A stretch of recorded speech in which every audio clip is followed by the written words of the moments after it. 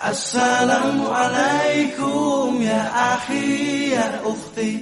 Tolong bujuk saya supaya sholat. Puasa saya lakukan, semua saya lakukan kecuali sholat. Ketika Allah perintahkan ibadah-ibadah yang lain, itu cukup perintah ayat saja turun. Allah perintah haji, ayat saja turun. Allah perintah puasa, ayat saja turun. Allah perintah bayar zakat, ayat saja turun. Tapi ketika Allah perintah sholat, tidak boleh ayat turun. Nabi dijemput oleh dua malaikat, kemudian diajak naik, ketemu dengan Allah untuk menerima perintah ini. Kenapa? Karena perintah ini sangat penting. Mas, saya boleh dagang, bayar zakat sambil nyanyi. Saya boleh haji sambil nyanyi. Tawaf, labbaik Allahumma labbaik, labbaik la syarika lak labbaik. Boleh. Ya, saya bayar zakat boleh sambil nyanyi. Begadang jangan begadang. Kenapa? Sholat tak boleh. Allahu Akbar. Darah muda, darahnya pada batal sholat saya. Kenapa? Inilah puncak penghambaan kepada Allah. Jadi puncak penghambaan kalau saya meraku hamba, sholat. Yang paling mulia dalam tubuh kita, kepala. Adik-adik bercanda dipukul pantatmu masih senyum. Dorong dadamu masih senyum. Tapi jangan bercanda pukul kepalamu. Tak, kau pukul kepala saya pasti saya marah. Kenapa? Harga diri di sini. Tapi ketika kita sholat, anggota tubuh yang paling mulia, kepala, rendahkan seperti kakimu. Kita akan masuk ke next block. Ini penting. Kalau saya sudah mulai ini. Oke. Ya, karena kalau saya mau sholat, saya melihat banyak koruptor sholat. Ya. Saya melihat banyak orang sholat yang kalau saya ajak ngomong main HP, nggak punya adab. Yang paling enak memang sholat tidak korupsi. Yang paling nyaman memang, paling ideal sholat jujur.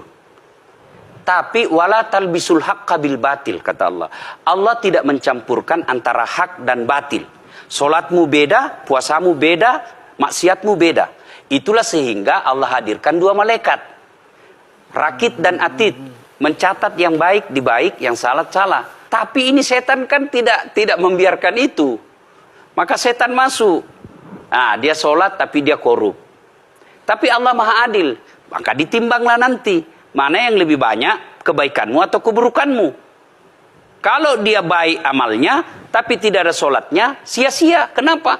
Passwordnya kebaikan itu, kuncinya itu adalah sholat.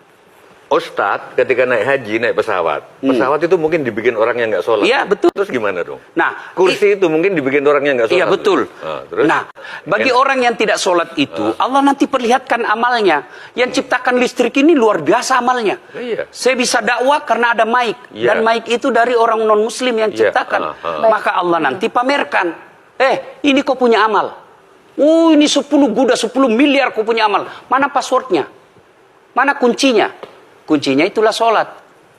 As-sholatu imanuddin, as-sholatu miftahul jannah. Sholat itu kunci kebaikan, sholat itu tiangnya agama. Sebuah bangunan, dia bisa berdiri tanpa dinding.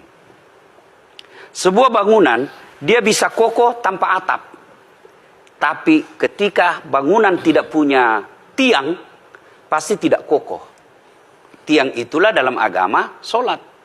Dia tidak khusyuk, tidak ada urusan. Allah tidak hitung kamu khusyuk atau tidak. Kamu datang deh sujud sama saya. Orang haji kan melempar 3 jumroh. Satu tiang, 7 batu.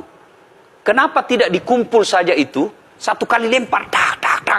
Kenapa? Kenapa mesti 3 hari dan kenapa mesti 3 titik? Itu pesan moralnya, melawan setan itu perlu napas panjang. Dengar azan, jangan pikir setan, dia tebar itu. Tidak usah kau sholat, nanti kau tua. Anggaplah pergi sholat. Setan menyerah, tidak. Buru-buru kamu, buru-buru. Akhirnya apa? Wudhu tidak sempurna. Anggaplah anda wudhu dengan sempurna. Setan menyerah, tidak. Masuk masjid. Tidak usah sholat sunnah, tidak usah sholat sunnah. Prinsipnya setan, kalau dia tidak bisa dikalah, jangan untung. Nah, gimana Mbak Teja? Udah teryakinkan? Oke.